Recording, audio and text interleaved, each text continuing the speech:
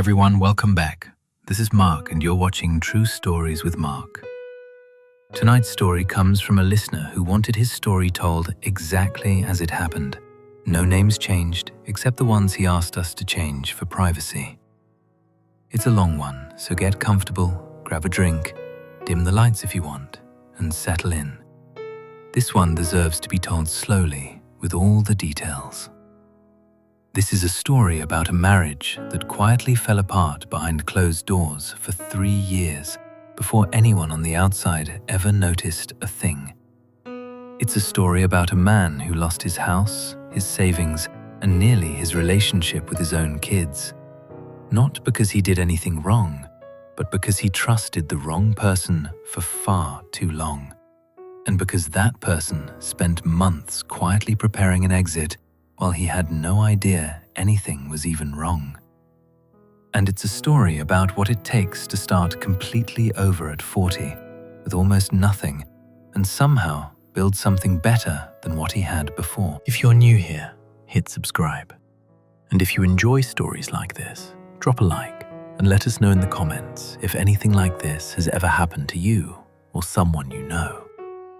These stories keep coming in more often than you'd think. Alright, get comfortable.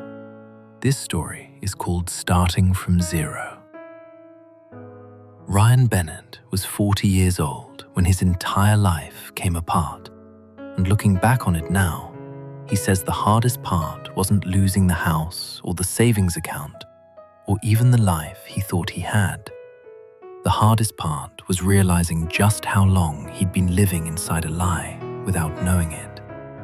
3 full years, give or take, of a marriage that had, in every meaningful sense, already ended long before he found out about it, while he continued showing up every single day, believing he was living an ordinary, if occasionally busy, family life. Ryan grew up outside Austin, Texas, the son of a plumber and a school cafeteria worker, in a household where money was tight but stable, where his parents modeled a particular kind of steady, unglamorous marriage that Ryan absorbed as the baseline for what a good adult life was supposed to look like. He was the first person in his extended family to go to a 4-year college, studying business at a state school on a combination of loans and a partial academic scholarship.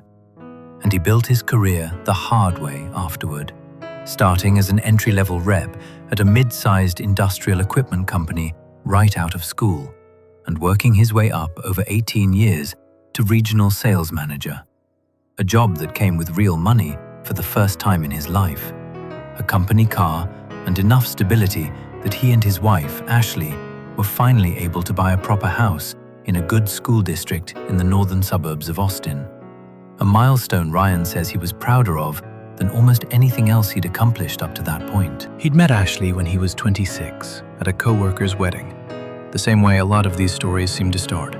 Standing near the bar during the reception, both of them a little bored by the extended toasts, striking up a conversation about nothing in particular that ended up lasting the rest of the night.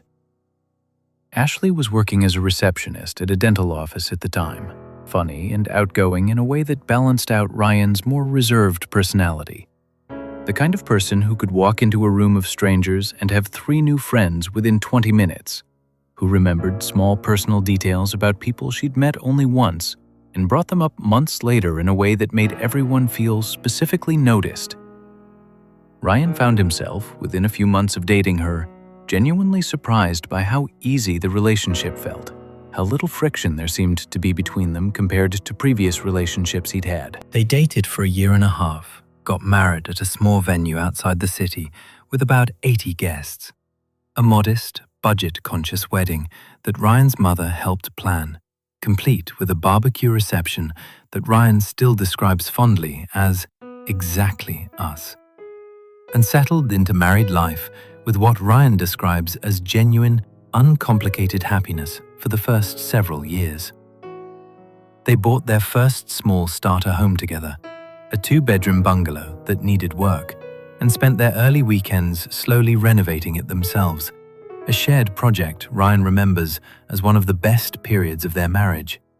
the two of them painting rooms together on Saturday afternoons, arguing good-naturedly over paint swatches, ordering pizza and eating it sitting on the floor because they hadn't bought furniture yet. They had 2 kids. Their daughter Emma was 12 at the time this story takes place. A serious, bookish kid who spent most of her free time drawing in a sketchbook she carried everywhere. Quiet in social settings, but fiercely opinionated once you got her talking about something she cared about. Their son, Jake, was 8, loud and energetic in the way younger siblings sometimes are. Obsessed with a rotating cast of dinosaurs, then sharks, then, more recently, a particular video game he talked about incessantly at dinner. The kind of kid who narrated his own life out loud, without much self-consciousness about it. Ashley had stayed home with the kids for the first several years after Jake was born, a decision the two of them had made together based on the math working out better than daycare costs for 2 young children, combined with Ashley's own preference at the time to be home during those early years. But once Jake started elementary school full-time, she decided she wanted something of her own again, some project outside the house, some identity beyond mum, that she'd started to feel she was losing hold of during those years at home. Feelings she'd expressed to Ryan honestly, and which he'd genuinely supported at the time. She'd gotten her real estate license after months of studying in the evenings, joining a mid-sized brokerage in town run by a well-known local agent named Brett Coleman, a man in his late 40s with a strong reputation in the local market and a talent, by all accounts, for mentoring newer agents. Ryan remembered being genuinely proud of her when she passed her licensing exam on the first try. Remembered helping her study flashcards at the kitchen table some nights after the kids went to bed, quizzing her on state real estate regulations he barely understood himself. Remembered how much more energized and confident she seemed once she started closing her first few deals.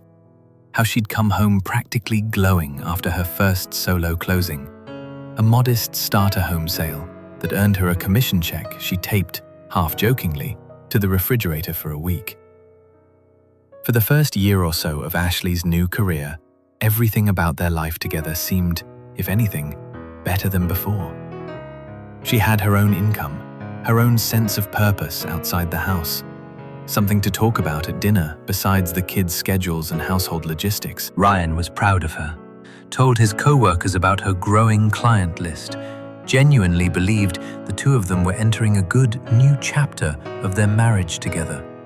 A chapter where they'd both be building something professionally alongside their family life, mutually supportive of each other's ambitions. In a way Ryan felt reflected well on the kind of partnership they'd built. He had no idea at the time that Brett Coleman, the broker who'd hired her, who mentored her through her first year in the business, who she talked about constantly at the dinner table in those early months, always in glowing, admiring terms about how much he taught her, how patient he was with her questions, how generous he was with his time compared to other brokers she'd heard about from friends in the industry, would eventually become the reason Ryan's entire life fell apart. Looking back now, Ryan can identify small things that, at the time, seemed completely unremarkable. The ordinary texture of a wife building a new career in a demanding, client-facing industry. Ashley started attending more evening open houses, more weekend showings, more brokerage training sessions that ran late into the evening, sometimes not getting home until well after the kids were already in bed. She started taking calls from Brett at odd hours, stepping into the garage or out onto the back porch to talk business. A habit Ryan noticed, but found only mildly curious, since he assumed real estate simply operated on a client's schedule, rather than a 9-to-5. And he wondered, without much real concern, why real estate business couldn't more often wait until morning.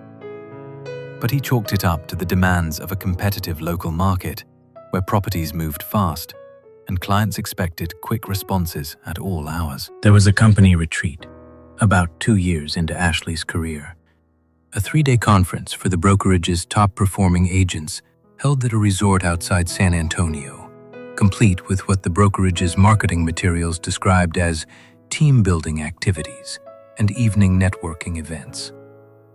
Ashley had qualified to attend based on her sales numbers, which Ryan was genuinely proud of at the time, telling his own mother about it on the phone with real enthusiasm.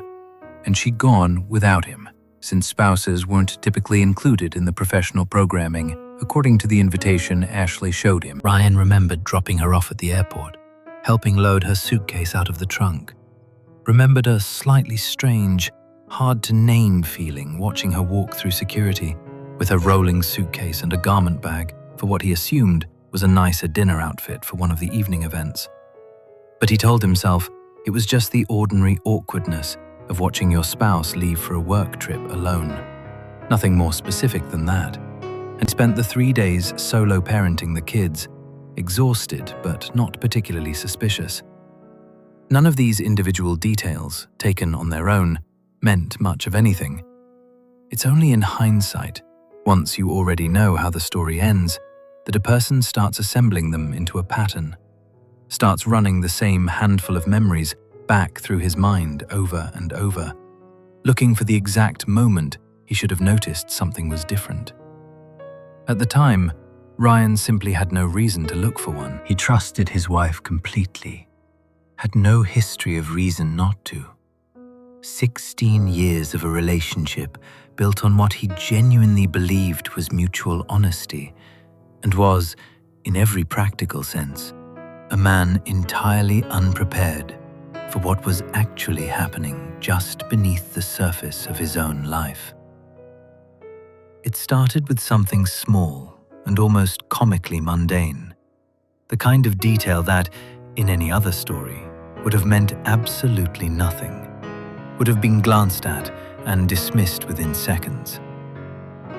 About 3 years into Ashley's real estate career, Ryan was doing the family's monthly budget review, a task he'd always handled since Ashley, by her own admission, hated dealing with spreadsheets and numbers, and had happily ceded the household bookkeeping to him early in their marriage, one of the small, practical divisions of labor that had never caused either of them any friction. Going through a credit card statement on one of Ashley's business accounts, a card she used for client gifts, staging expenses, marketing materials, the ordinary overhead of a working real estate agent that Ryan reviewed mostly out of habit rather than genuine scrutiny, Ryan noticed a charge from a boutique hotel about 40 minutes outside the city. A small property he vaguely recognized as somewhere he'd seen advertised as a romantic weekend getaway spot on a billboard he drove past occasionally. Not exactly the kind of place that came up in the course of showing houses to clients or hosting any kind of professional event. He almost didn't think twice about it. Real estate agents sometimes host client appreciation events at unusual venues, he told himself, turning the thought over briefly before moving on to the next line item. Maybe it was some kind of open house or brokerage function he simply wasn't aware of. But something about the specific dollar amount, a single room, one night, nothing that read like a group event or a corporate booking, nagged at him enough that a few days later, while Ashley was out showing a property on a Saturday afternoon, he found himself pulling up the hotel's website on his laptop at the kitchen table, just to see what it actually was, telling himself he was only being thorough about the family finances. It was, unmistakably, a small, upscale, adults-only boutique hotel marketed explicitly around its romantic weekend packages. Champagne on arrival, couples spa treatments, a fireplace suite, a website full of soft focus photography of couples holding hands by a fire pit. Nothing about it suggested any kind of business function whatsoever, and Ryan sat there staring at the screen for several long minutes, a slow, uncomfortable feeling starting to build in his chest that he wasn't yet ready to name. Ryan sat with that information for several days, running through every possible innocent explanation his mind could produce, the way anyone in his position instinctively does. Maybe it was a mistake, a card mix-up, the wrong card grabbed out of her wallet by accident at checkout somewhere else entirely. Maybe she'd used the business card by accident for something personal, planning a surprise anniversary trip for the two of them that he wasn't supposed to know about yet. That last theory, for a few days, was the one he actually let himself believe, latching onto it with something close to relief, since their anniversary was coming up in about 6 weeks, and it fit the timeline in a way that felt almost comforting. Almost enough to let him set the whole thing aside and stop thinking about it. But their anniversary came and went, with a nice dinner at their usual neighborhood restaurant, the same place they'd gone every year for a decade. No surprise trip, no mention of the hotel at all. Nothing beyond the ordinary, familiar routine of their marriage. And once that particular explanation fell apart, quietly and without any dramatic confirmation either way, Ryan found he couldn't stop noticing other small things he'd previously never thought to examine. Things that started surfacing in his memory unbidden at odd moments. Driving to work, brushing his teeth, sitting in a meeting half listening to a colleague's presentation. The way Ashley had started keeping her phone face down on the counter. A habit he now realized had crept in gradually over the past year or so, without him consciously registering when it started. So gradual, he genuinely couldn't pinpoint the specific week it had become routine. The way certain evening showings seemed to run 2 or 3 hours longer than Ryan remembered similar showings taking in her first year in the business.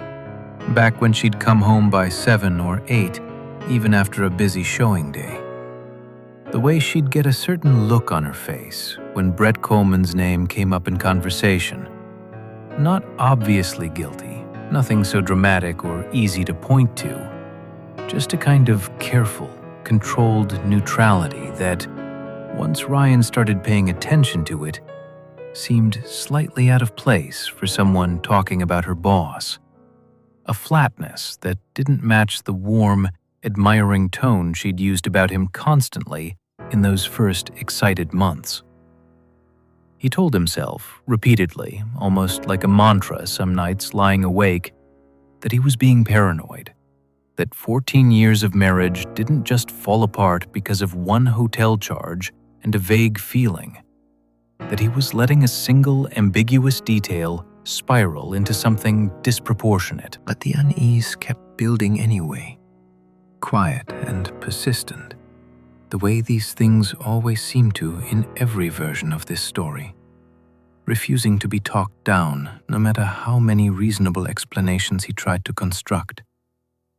Until one evening, while Ashley was in the shower and her phone sat charging on the kitchen counter, Ryan made a decision that he still, years later, describes with some discomfort. Not because he regrets it, but because it still feels like a line he never imagined himself crossing in 16 years of a marriage built, he'd always believed, on mutual respect for each other's privacy. He picked up her phone. It wasn't locked. They'd never bothered with passcodes on each other's devices. Another one of those small, unremarkable details of a marriage built on assumed trust that now, in hindsight, struck him as almost naive. And there, in a text thread saved under a contact name that simply read, Brett, broker, Ryan found several months of message history that made the hotel charge suddenly, sickeningly, make sense. His stomach dropping with each new message he scrolled through, standing alone in his kitchen with the water still running upstairs. The messages between Ashley and Brett Coleman went back further than the 3 months of visible history Ryan had initially found. Much further, as he'd later discover. Once he started digging into an older, archived messaging app Ashley had apparently switched away from at some point. One Ryan found evidence of only because an old notification for it was still buried in her phone's settings. A small technical oversight that ended up unraveling the entire timeline. Once he pieced together the full picture, cross-referencing dates, deleted but recoverable backup files stored in an old cloud account, and financial records over the following weeks, working through it methodically in the evenings after the kids were asleep, the picture that emerged was almost exactly 3 years old. beginning not long after Ashley had joined Brett's brokerage and started working closely with him as her mentor. The affair, as Ryan eventually understood it, had started sometime during Ashley's first year in the business, developing gradually out of long hours spent together showing properties, attending training sessions, working through the genuine stress and excitement of her early career. The kind of intense professional closeness that develops between a mentor and mentee, spending significant time together under pressure. What began, based on the earliest messages Ryan could recover, as an ordinary mentor-mentee professional relationship, full of practical advice about handling difficult clients and negotiating contracts, had, within several months, turned into something else. First, an emotional closeness that Ashley had apparently never mentioned to Ryan at all. Message threads full of the kind of personal disclosure typically reserved for a spouse or closest friend. Then, based on later messages and the hotel records Ryan continued finding once he started actively searching through years of statements, something physical. 3 years. Not a brief lapse. Not a single mistake she'd immediately regretted and confessed to. A sustained, ongoing relationship that had continued essentially the entire length of Ashley's real estate career.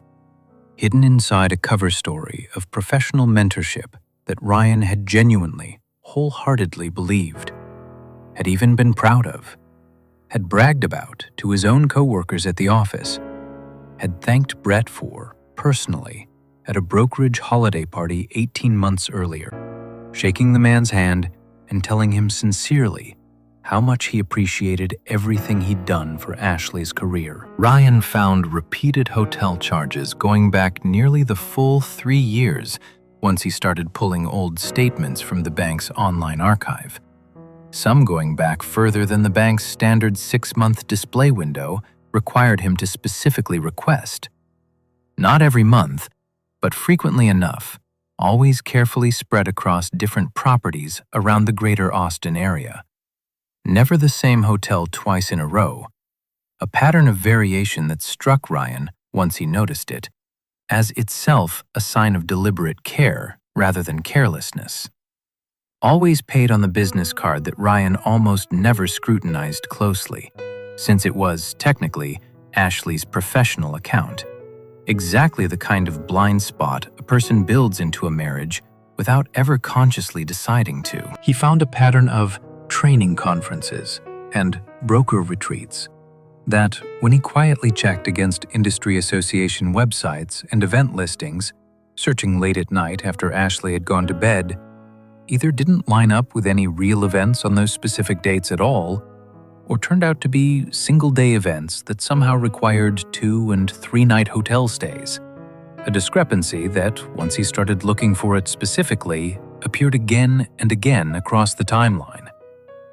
Most painful of all, Ryan found messages dated across multiple points over the 3 years in which Ashley and Brett had explicitly discussed the future. Not in some vague, hypothetical way, easy to dismiss as harmless fantasy, but with real specificity, real planning language. There were conversations about Brett's own divorce, finalized about 18 months into his relationship with Ashley. A divorce Ryan now realized he'd heard about secondhand from Ashley at the time, framed simply as sad news about her boss's personal life, in which Brett described himself in his messages to Ashley as finally free, and asked Ashley more than once across different conversations spaced months apart when she planned to do the same. There were messages in which Ashley clearly hedged, cited the kids, cited financial complications, cited not wanting to blow up Ryan's life without a plan in place first. Language that, when Ryan read it, sitting alone in his home office at nearly 2 a.m, struck him less as guilt over hurting him and more as pure logistics. The calculated language of someone thinking several steps ahead, weighing timing and strategy, rather than wrestling with genuine moral conflict. And there, In messages from roughly 4 months before Ryan found any of this, was something that disturbed him even more than the affair itself. Something that took the entire discovery from devastating to something closer to disorienting. References to a divorce attorney Ashley had apparently already been consulting privately. A woman named Diane Cho, who specialized, according to her firm's website, which Ryan pulled up with shaking hands, in high-asset divorce cases involving business owners and executives. Attorney fees, Ryan found, once he started tracing them through a checking account statement he stumbled onto almost by accident, paid out of a savings account Ashley had opened in her own name at a different bank than the one they normally used. An account with a balance of just over $11,000 that Ryan had never known existed. Built up gradually, he'd later learn, through small transfers from Ashley's commission checks over the better part of a year. Ryan sat with all of this for a long time the night he pieced the full picture together. Sitting in the dark of his home office long after the rest of the house had gone quiet. Understanding, with a kind of slow, sick clarity, that he wasn't looking at the discovery of an affair in progress, something raw and unresolved that he might still have some agency in confronting. He was looking at the tail end of a process that had, apparently, already been quietly, methodically planned out for months. A process where Ashley wasn't simply having an affair she hadn't yet found the courage to end, but was actively, deliberately preparing an exit from the marriage on terms that would benefit her as much as possible, while Ryan remained completely unaware that anything was happening at all. Still showing up every day to a marriage that had, in every practical sense, already been quietly wound down on her end. Over the following weeks, Ryan didn't confront Ashley immediately, a decision he now looks back on with mixed feelings. Though at the time it felt like the only rational way to protect himself and, more importantly, his kids, from a situation he didn't yet fully understand.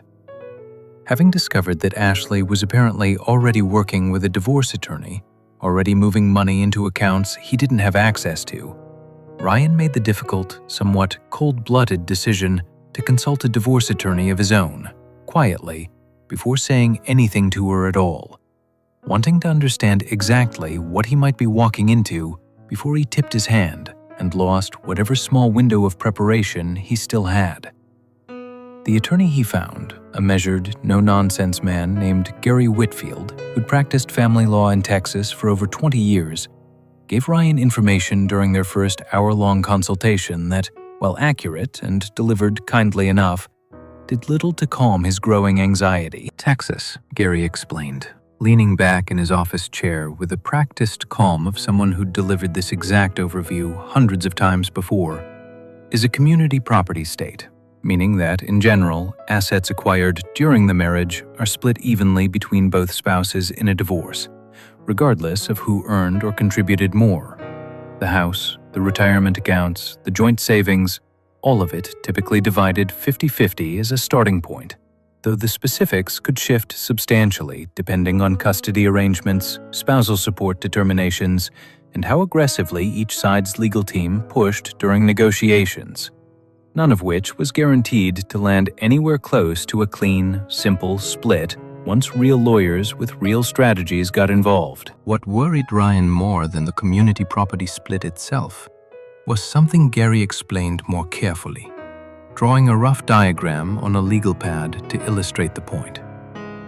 That if Ashley's legal strategy involved painting Ryan, however unfairly, as an absent or difficult parent, or emphasizing Ashley's role as primary caregiver during the years she'd stayed home with the kids, it could significantly affect not just custody, but the overall negotiating leverage in the divorce, potentially pushing Ryan toward a settlement far less favorable than a straightforward 50-50 split, since custody outcomes and financial settlements in practice often get negotiated as an interconnected package rather than as cleanly separate issues. Gary specifically warned him that the existence of a specialized, high-asset divorce attorney on Ashley's side, retained months in advance, suggested a level of preparation that Ryan needed to match immediately if he wanted any real negotiating position at all, and recommended Ryan start building his own documentation right away, before any formal filing happened, while there was still time to do it thoroughly. For nearly a month after that first consultation, Ryan lived a strange double life of his own, going to work, coming home, sitting through ordinary family dinners with Ashley and the kids, listening to Jake describe his video game exploits in exhausting detail, helping Emma with a math worksheet, all while quietly gathering his own financial documentation late at night, meeting with Gary twice more to build a clearer picture of his own position, and trying, with limited success, to figure out exactly when and how to have the conversation he knew was coming, running through different scenarios in his head during his commute, at his desk, lying awake next to a woman he now understood he barely knew anymore. He didn't sleep well during this period, losing what he estimates was close to 15 pounds over those 4 weeks from sheer stress. He found himself watching Emma and Jake at the dinner table with a heavy, aching awareness that whatever was about to happen would reshape their entire lives in ways neither of them could yet imagine, through no fault of their own. And there were more than a few nights he had to excuse himself from the table early, telling the kids he needed to check on something for work, just have a private minute to compose himself in the garage. He also began quietly documenting his own version of the marriage and his own parenting involvement, on Gary's advice, keeping records of school pickups pulled from his phone's location history, coaching Jake's baseball team every spring for the past 4 years, helping Emma with her homework most evenings going back to when she started needing it, attending every parent-teacher conference for both kids going back years, pulling together old calendar entries and emails from teachers as proof. Not because he anticipated needing to defend himself as a father, which had never once crossed his mind before this, but because Gary had made clear that in a contested divorce, whoever built the more complete paper trail often had a real advantage. And Ryan, still reeling from the discovery of the affair, found himself having to think tactically about his own family for the first time in his life. A shift in mindset that itself felt like its own kind of grief, having to approach his own marriage and fatherhood with the cold calculation of a legal strategy, rather than simply as the ordinary, unexamined texture of his daily life. He eventually decided to confront Ashley directly, rather than wait for her to make the first move, reasoning that continuing to live inside the lie any longer than necessary was doing more damage to his own mental state than any strategic advantage it might provide, and that he owed it to himself, if nothing else, to stop performing an ordinary marriage he now knew was already over. He chose a Sunday afternoon, after the kids had gone to a friend's birthday party, giving them a private window of a few hours. A decision he made deliberately, wanting the conversation to happen somewhere the kids wouldn't hear any part of it or walk in unexpectedly. Ryan sat Ashley down at the kitchen table and laid out what he knew. Not everything, not all the specific messages he'd found, but enough. The hotel charges, Brett's name, the timeline stretching back 3 years, the secret savings account, the divorce attorney's fees. He watched her face as he spoke, his own hands flat on the table to keep them from shaking. And unlike some versions of this story he'd read about or heard from other people over the years, Ashley didn't break down, didn't cry, didn't seem particularly surprised at all.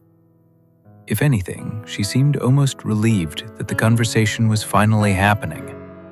The same strange, unsettling calm of someone who has been rehearsing this exact moment for a long time, who had perhaps even wondered privately when it would finally come. She confirmed the affair without much resistance, 3 years, as he'd suspected, beginning during her first year working under Brett, a timeline she stated almost matter-of-factly, as though reciting facts from a case file rather than confessing to the end of her marriage. She was, notably, far less forthcoming about the extent of her legal and financial preparation, initially downplaying it as simply being smart and protecting herself.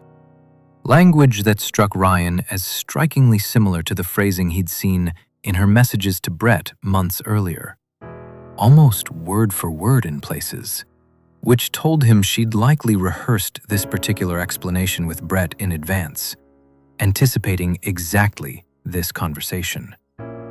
When Ryan pressed her about the secret savings account and the months of attorney consultations that predated his own discovery of the affair, Ashley's explanation shifted from defensive to something closer to matter-of-fact, almost businesslike, telling him she'd known for a long time that the marriage was over on her end and had simply been being responsible about preparing for what she considered an inevitable outcome.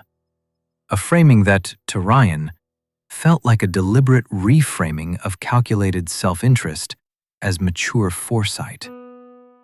Ryan asked her, at one point in that long, difficult conversation, whether any part of the last 3 years, birthdays, family vacations, ordinary Tuesday evenings, the entire visible texture of their marriage had felt real to her, or whether she'd simply been going through the motions the whole time, waiting out a life she'd already privately decided to leave.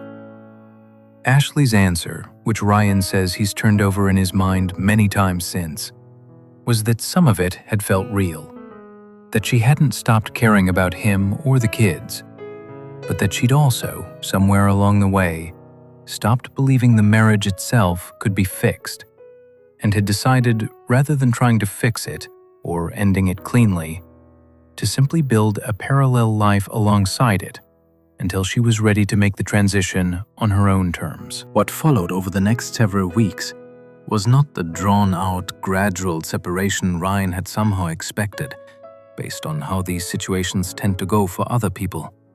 The kind of slow unwinding with counseling sessions and trial separations he'd read about happening to co-workers. Ashley moved out within 10 days of that conversation, taking Emma and Jake with her to a rental house Ryan later learned she had already quietly leased more than 2 months earlier, apparently anticipating this exact scenario and wanting a stable, ready location for the kids the moment things came to a head. Complete, as Ryan later discovered, with bedrooms already set up for both children, furniture already purchased and delivered in advance, an entire second household constructed in near total secrecy, while Ryan continued sleeping every night in the same bed as the woman quietly building it. The speed and completeness of the arrangement, the fact that a lease had already been signed, a moving company already contacted, furniture already assembled, before Ryan had even confronted her, left him with the sick realization that Ashley's exit had been fully planned out for some time, executed with the same organizational precision she'd apparently learned running her real estate business, while Ryan had spent that same period simply trying to process the emotional wreckage of what he'd discovered, one step behind at every turn.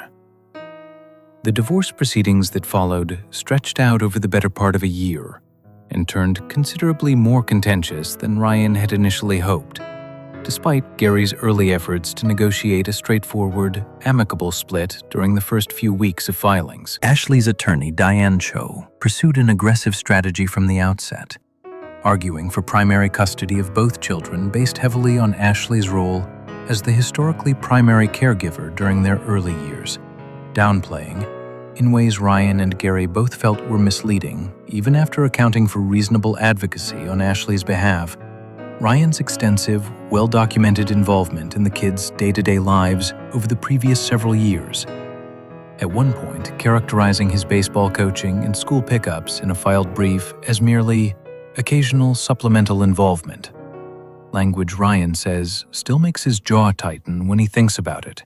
The custody battle alone consumed months and a significant portion of both parties' legal fees, including a court-appointed evaluator who interviewed both parents, the kids' teachers, and eventually the children themselves, ultimately resolving in an arrangement that gave Ashley primary physical custody, with Ryan receiving standard visitation every other weekend, one evening a week, alternating holidays, an outcome Ryan describes as one of the most painful moments of the entire process, made worse by his conviction that it didn't accurately reflect the parent he had actually been, and made worse still by having to sit in a courtroom hearing his own fatherhood characterized, however briefly, as secondary to Ashley's. On the financial side, the community property split, combined with a spousal support award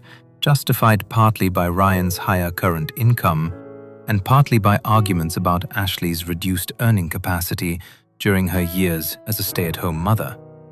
An argument Ryan found bitterly ironic, given that Ashley's real estate income had, by the time of the divorce, grown to nearly match his own, resulted in a settlement considerably less favorable to Ryan than a clean 50-50 division would have been. Ryan kept his retirement account, largely because Ashley's attorney focused her efforts elsewhere.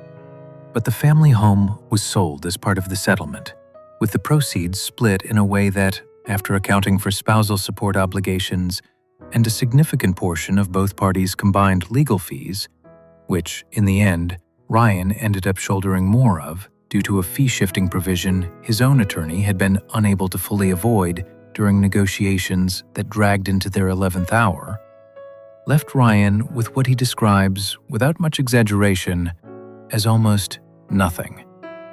He moved into a modest one-bedroom apartment at 40 years old, with a mattress, a couch borrowed from his brother, a handful of boxes of kitchen items he'd grabbed hastily during the move-out, and roughly $6,000 to his name. The months immediately following the divorce were, by Ryan's own account, the hardest of his entire life. Harder, in some ways, than the discovery of the affair itself.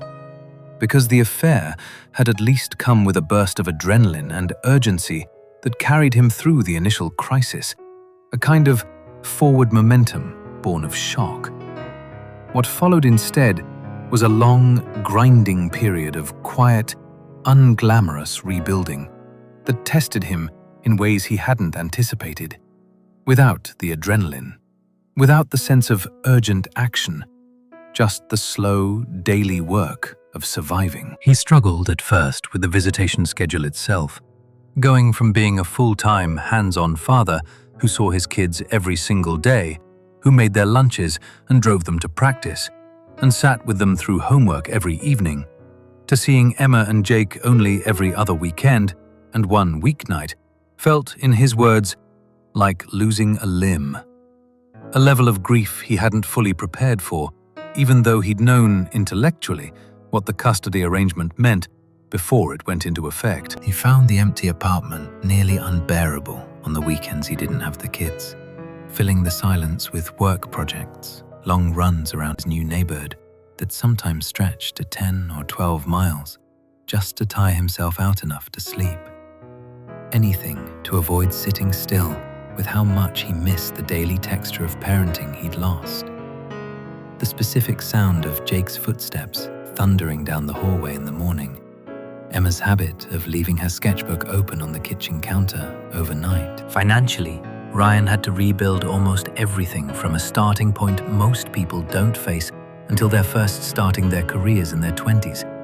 Except now, he was doing it at 40, still paying spousal support out of every paycheck, still covering his share of the kids' expenses, school supplies, sports fees, the orthodontist bill for Emma that arrived just 2 months after the divorce finalized, working with a fraction of the safety net he'd spent nearly 2 decades building. He picked up extra hours where he could, took on a side project doing freelance sales consulting for a smaller competitor in his industry on weekends, and spent nearly a year living with a level of financial discipline he describes as borderline monastic.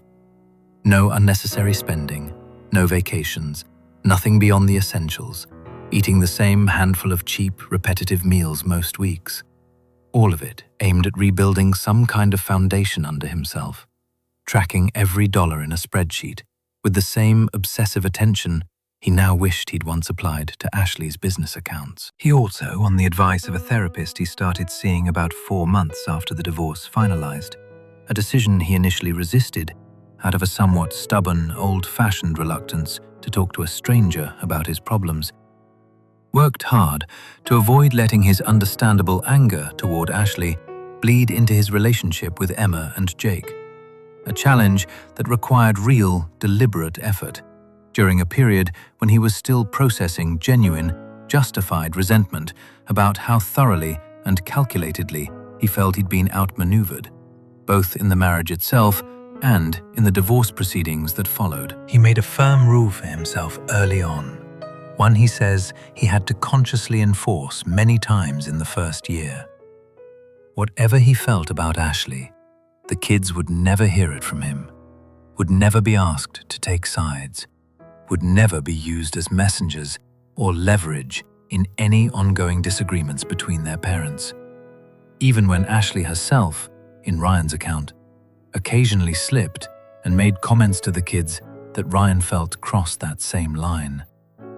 It was, he says, one of the hardest disciplines he's ever maintained, but one he credits, along with regular therapy, with preserving his relationship with both kids through what could easily have become a much more damaging situation for all 3 of them. Slowly, over the roughly 2 years since the divorce finalized, Ryan's life has taken on a new, different shape, built up gradually through a series of small, deliberate decisions rather than any single dramatic turnaround. His freelance consulting work grew steadily enough that he eventually left his salaried position and started his own small consulting practice, working with manufacturing and industrial companies on sales strategy. A decision that felt enormously risky at the time, walking away from stable, salaried income during an already precarious financial period. A decision he says he lost sleep over for weeks before finally making the leap, but which has, over the past year, begun to genuinely pay off, giving him both better income than his old salaried job and considerably more flexibility around his time with the kids, letting him rearrange his schedule around school events and practices in a way his old corporate job never would have allowed. He moved, about 1.5 years after the divorce, into a modest 3-bedroom house closer to Emma and Jake's school, a purchase that felt, when he finally closed on it, like one of the proudest moments of his entire adult life. Not because of the house itself, which is by no means extravagant, a fairly ordinary single-story home that needed some cosmetic work he's slowly been doing himself on weekends, but because of everything it represented. Proof that he'd actually rebuilt something real out of what had, 2 years earlier, felt like total ruin. Standing in an empty apartment with a borrowed couch and $6,000 to his name. Ryan's relationship with Ashley today remains civil but distant, limited almost entirely to logistics around the kids, pick-up times, school events, the occasional joint decision about extracurricular activities, communicated mostly through a co-parenting app Gary had recommended early on, specifically to keep a documented, unemotional record of every exchange between them. He rarely sees Brett Coleman, who, Ryan has heard through mutual acquaintances in the local real estate community, is still with Ashley. The 2 of them apparently moved in together not long after Ashley's divorce from Ryan finalized. A detail Ryan says stung considerably less by the time he learned it than it would have a year earlier. Evidence, he thinks, that he genuinely moved further along in his own healing than he sometimes gave himself credit for on harder days. His relationship with Emma and Jake, meanwhile, has grown into something he describes as unexpectedly close, shaped in part by the very structure of the custody arrangement he once resented so deeply.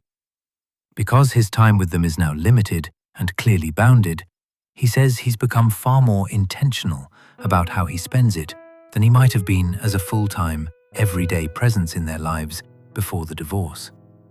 Fewer distracted evenings scrolling on his phone while the kids did their own thing in another room. Far more focused, engaged time actually spent with them during the hours they do have together. Deliberately putting his phone in another room during their weekends.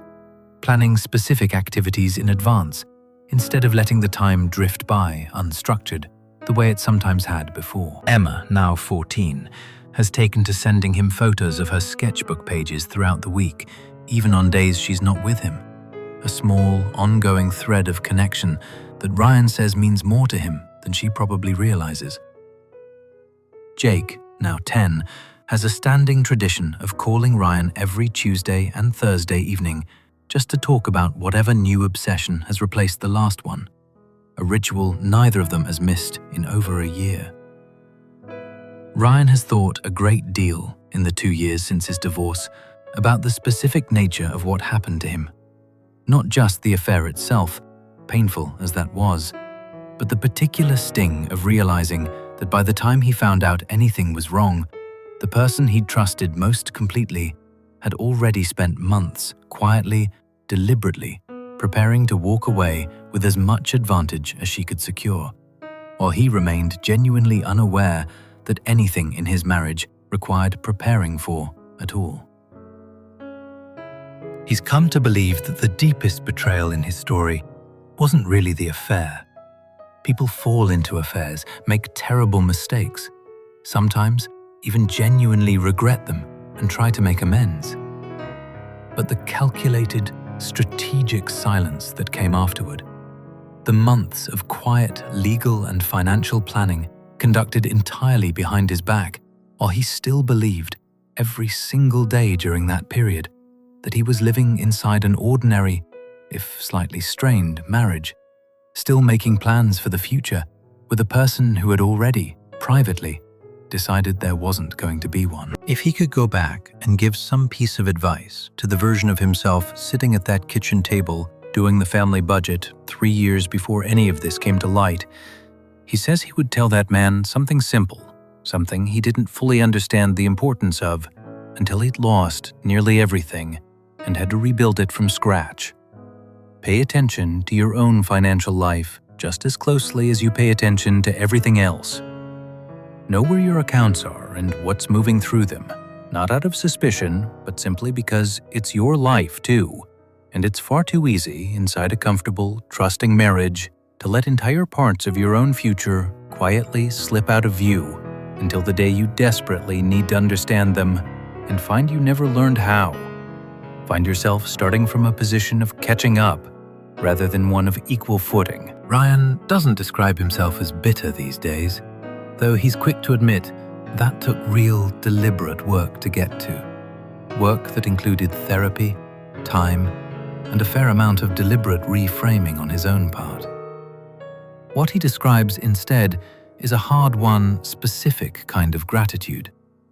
Not for what happened to him, which he wouldn't wish on anyone, and certainly not on his own kids, who had no say in any of it, but for the fact that, at 40 years old, with almost nothing left, a mattress and a borrowed couch and $6,000, he discovered he was capable of building an entirely new, genuinely good life out of the wreckage.